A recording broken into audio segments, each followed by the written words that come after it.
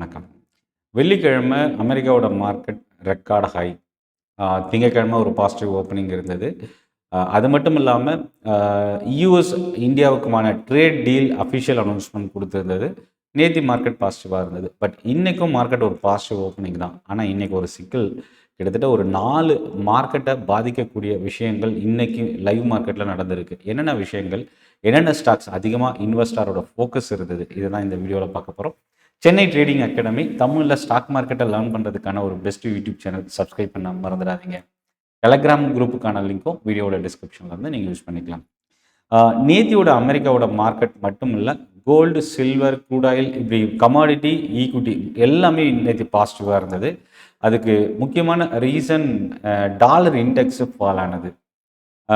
இதில் இந்தியாவிலிருந்து ஏற்றுமதி ஆகக்கூடிய அமெரிக்காவுக்கு ஏற்றுமதி ஆகக்கூடிய ப்ராடக்ட்ஸ்க்கு 18% அமெரிக்கா குறைச்சிருந்தாங்க. ஏற்கனவே 50% இருந்தது. இது இந்தியாவுக்கு ஒரு பாசிட்டிவ் பெனிஃபிஷியலாக இருந்தது. முக்கியமாக கடந்த 2 செஷனாக வெள்ளிக்கிழமையும் சரி திங்கட்கிழமையும் சரி டெக்ஸ்டைல் கம்பெனிஸில் ஒரு ஸ்ட்ராங்கான ரேலி இருந்தது. இங்கே இந்த இடத்துல தான் ட்ரம்ப் வச்ச ஒரு பெரிய செக் என்ன அப்படின்னா, இந்தியாவுக்கு டேரிஃபை குறைச்சது ஒரு நல்ல விஷயம், 18% வரைக்கும். ஆனால் பங்களாதேஷுக்கு 0 டேரிஃபில் டெக்ஸ்டைல் ப்ராடக்ட்ஸ் இம்போர்ட் பண்ணுறதுக்கான ஒரு அனௌன்ஸ்மெண்ட் வந்திருக்கு. அப்போ என்னென்னா, இந்தியாவிலேருந்து எக்ஸ்போர்ட் பண்ணக்கூடிய டெக்ஸ்டைல் ப்ராடக்ட்ஸோட ப்ரைஸிங், காஸ்டிங் அதிகமாக இருக்கும். பங்களாதேஷ்லேருந்து அமெரிக்காவை எக்ஸ்போர்ட் ஆகக்கூடிய ப்ராடக்ட்ஸு ரொம்ப குறைவாக இருக்கும். ஸோ அப்போ என்னென்னா, டெக்ஸ்டைல் அண்ட் கார்மெண்ட் செக்டார் இந்தியாவை விட பங்களாதேஷோட அட்ராக்ஷன் கொஞ்சம் அதிகமாக இருக்கிறதுக்கு வாய்ப்பு இருக்குது.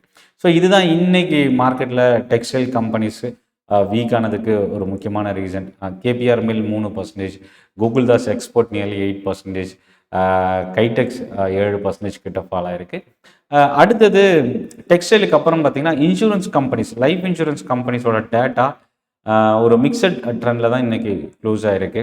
மியூச்சுவல் ஃபண்ட் டேட்டா இன்றைக்கி லைவ் மார்க்கெட்டில் வந்திருக்கு. அதில் நிப்பான் பார்த்திங்கன்னா ஒரு ஸ்லைட் நெகட்டிவ். இன்னொரு பக்கம் HDFC, AMC, ICICI Prudential, AMC ஒரு ஸ்லைட் பாசிட்டிவ் ட்ரெண்டோட க்ளோஸ் ஆகிருக்கு. அடுத்த விஷயம் வெஹிக்கிள் சேல்ஸ். இந்தியாவோட total vehicle sales government announce பண்ணியிருக்கிறாங்க. ஸோ இன்றைக்கி 2 விஷயம் ஆட்டோ செக்டாருக்கு. ஒன்று, ஆட்டோ ஆன்சிலரி மேஜர் கம்பெனியான மதர்சனோட quarterly result more than 4% increase ஆனது. அடுத்தது ஆட்டோ சேல்ஸ் டேட்டா வந்திருந்தது. 2 வீலரில் 21% ரைஸ் ஆகிருக்கு. ஓவரால் ஆட்டோ செக்டார் 17% மேலே இன்க்ரீஸ் ஆகிருக்கு. ஸோ இன்றைக்கி ஆட்டோ செக்டார் மீடியா வந்து 2% இன்க்ரீஸ் ஆகிருந்தது. ஆட்டோ செக்டார் 1% மேலே இன்றைக்கி பாசிட்டிவாக க்ளோஸ் ஆகிறதுக்கு ஒரு காரணமாக இருந்தது. ஸோ இதை தாண்டி இன்றைக்கி இம்பேக்ட், குவார்ட்டர்லி ரிசல்ட் வந்து இன்றைக்கி ரொம்ப இம்பாக்ட் இருந்த ஸ்டாக்ஸ்ன்னு பார்க்கும்போது ஆம்பர் என்டர்பிரைசஸ் 6% இன்றைக்கி பாசிட்டிவ். ஆவரேஜ் வால்யூமை தாண்டி ஒரு ஸ்ட்ராங்கான வால்யூம். நவீன் ஃப்ளோரின் இன்னொரு பக்கம் குவார்ட்டர்லி ரிசல்ட் அனௌன்ஸ் பண்ணியிருந்தாங்க. ஆரோ ஃபார்மாவோட ரிசல்ட் 6% கிட்ட ஃபால் ஆகிருந்தது. செல்லிங் ப்ரெஷர் ஒரு பக்கம் அதிகமான வால்யூமோட இறங்கியிருக்கு. நவீன் ஃப்ளோரின் 4% கிட்ட ஃபால் ஆகிருக்கு. இதை தாண்டி IGSEC இன்ஜினியரிங்ன்ற கம்பெனி 17% இன்றைக்கி ஒரு ஸ்ட்ராங்கான upside momentum. Genus power 4%. லிண்டே India auto ancillary company 4%. இன்னொரு பக்கம் ஆட்டோ ஸ்டாக்ஸில் இன்க்ரீஸ் ஆனதுக்கு இன்னொரு காரணம் அசோக் லேலனோட ரேலியும் ஒரு ரீசனாக பார்க்கலாம். நியர்லி 2 to 3% இன்க்ரீஸ் ஆகிருக்கு. கல்ஃப் ஆயில் லூப்ரிகன்ஸ் ரிசல்ட்னால 2% இன்க்ரீஸ் ஆகிருக்கு.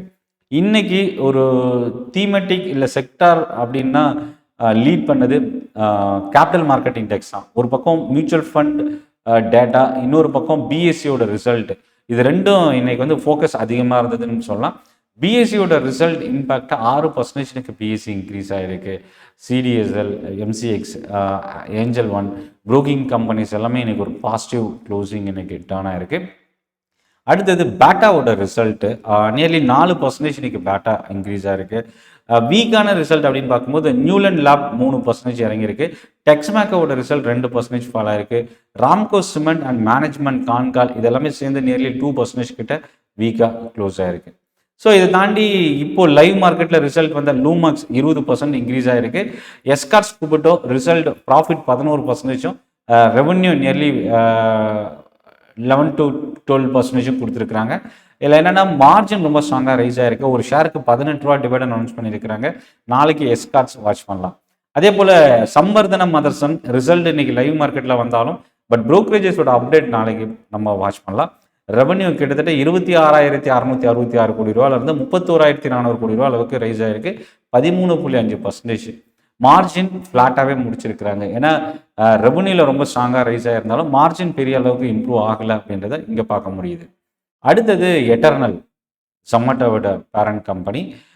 தின்ஷா அப்படின்றவர் எம்டி அண்ட் சிஇஓவை அகைன் அப்பாயிண்ட் பண்ணுறதுக்கான ப்ரொப்போசல். இது வந்து பார்த்தீங்கன்னா யாருமே எதிர்பார்க்காத ஒரு சர்ப்ரைஸான ஒரு நியூஸ்ன்னு கூட சொல்லலாம். ஏன்னா அவர் எக்ஸிக்யூட் பண்ணுற ஸ்டேஜ்லேருந்து ஒதுங்கி இருப்பார் அப்படின்ற ஒரு எதிர்பார்ப்பு இருந்தது. பட் ஆனால் அகெயின் அவரோட நேம் வந்து அப்பாயிண்ட் பண்ணுறதுக்கான ப்ரொப்போசலில் எட்டர்னல் கொடுத்துருக்கிறது. இன்றைக்கி மோர் தென் 4-5% மேலே எட்டர்னல் இன்க்ரீஸ் ஆகிறதுக்கு ஒரு காரணமாக இருந்தது. ஃபைசர் Q3 ரிசல்ட்டு கிட்டத்தட்ட 4% இன்னைக்கு பாசிட்டிவ்.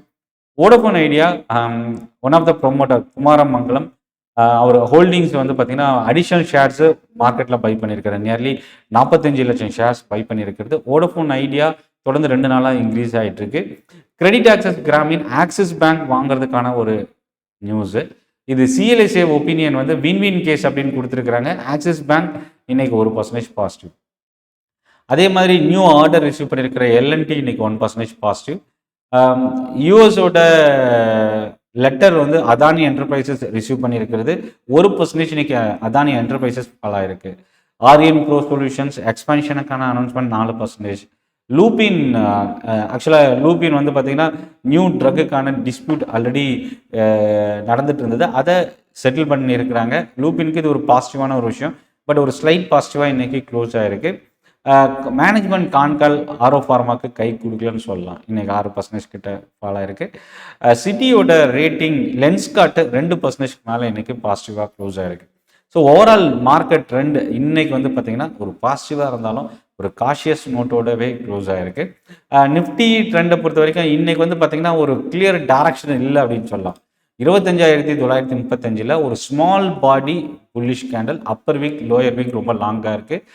இதில் என்னென்னா கடந்த 4 செஷனோட ஹையை பிரேக் பண்ணியிருக்கு. முக்கியமாக 26,100க்கு மேலே நிஃப்டி க்ளோஸ் ஆகும்போது அகைன் இன்னும் ஸ்ட்ரென்தன் அதிகமாகிறதுக்கான சான்சஸ் இருக்குது. மேபி இப்போது 25,900 கிட்ட க்ளோஸ் ஆகிருக்கிறது ஒரு நியூட்ரல் ஜோனாகவே இன்னைக்கு முடிஞ்சிருக்கு அப்படின்னு சொல்லலாம்.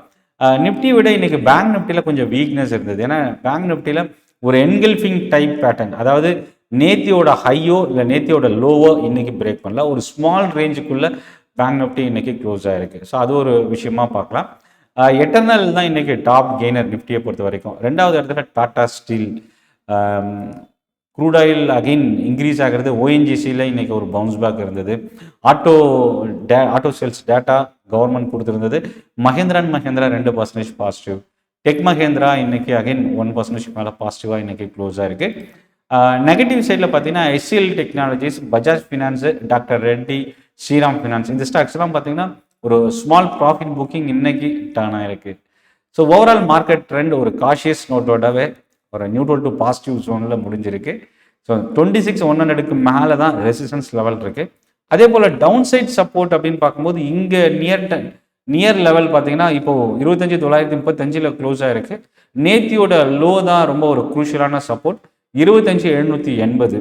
ஸோ அந்த லெவல் தான் இந்த வாரத்துக்கான ஒரு சப்போர்ட் ஜோனாக ரீட்டன் ஆக சான்சஸ் இருக்குது. இந்த செஷன் உங்களுக்கு யூஸ்ஃபுல்லாக இருக்கும்னு நினைக்கிறேன். நாளையோட ட்ரேடிங் செஷனுக்கு சென்னை ட்ரேடிங் அகாடமி டெலிகிராம் குரூப்புக்கான லிங்க் வீடியோட டிஸ்கிரிப்ஷன்லேருந்து நீங்கள் யூஸ் பண்ணிக்கலாம். நன்றி, வணக்கம்.